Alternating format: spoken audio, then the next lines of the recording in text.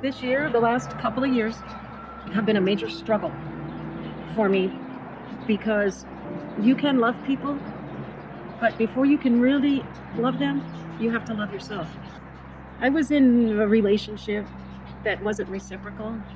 I wasn't going to get what I wanted, and all I wanted was compassion. I had to give it to myself. I had to take it back. And I realized that instead of looking at myself and my family, I was giving all of me to somebody, and I was hopeful that we would all be happy together. But it wasn't that way. And then this year, everything came to a head. I was afraid. I was afraid to get sick. I've never seen anything like this. I've never lived through anything like this in my life. And being isolated from other people, it made those fears that I had inside of me come up. I lost my job. I work with children. The school closing down and then them opening up and not hiring me back. I was like this on the inside. I could feel it. I was going. My heart would pound. And in fact, I worried so much and was so down on myself and the way life was going. I ended up depressed. My life wasn't working out. I wasn't happy.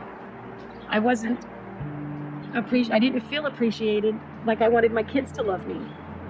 But it wasn't working, and I ended up not even loving myself.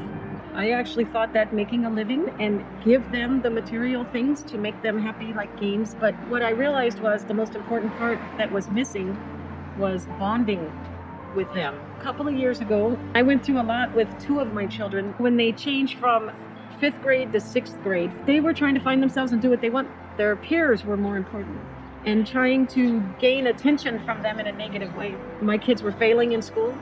I was afraid to stand up and take charge because I want them to love me. But when I did stand up and take charge, I realized that the structure I had built in our home wasn't quite right. It was militarian style. You're gonna do what I want. I wasn't soft and tender for them, which is what they need. And I needed it too. And when I realized where I was neglecting myself, I realized who else I was neglecting, and then I realized who was actually most important in my life, and that's for myself and my kids. I want us to have a better relationship. I want to bring us closer together. I actually want to bring them closer together. I was afraid to go out at first.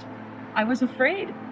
I was afraid to get sick because I am a teacher and I work with small children. I know how things are spread. You have to isolate yourself and stop people from coming in that are sick.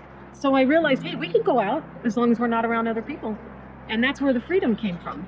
I decided it's time to take a vacation. And I want us to, as a family, to experience new things. They were excited, but they were kind of reluctant because they didn't want to leave the comforts of home, the comforts that they were used to now. There was a point in the beginning where we had to sleep in the truck. The end of California into Oregon, all that was closed down. You couldn't get a hotel. They were dark, no cars, blocked off. It was eerie. We had to stop at the side of the road and we had to sleep in the truck. It was nothing but trees. It was kind of an eye-opener. They were roads that led to where? We didn't know. But we got to stop for the night and sleep there under these beautiful stars in the sky.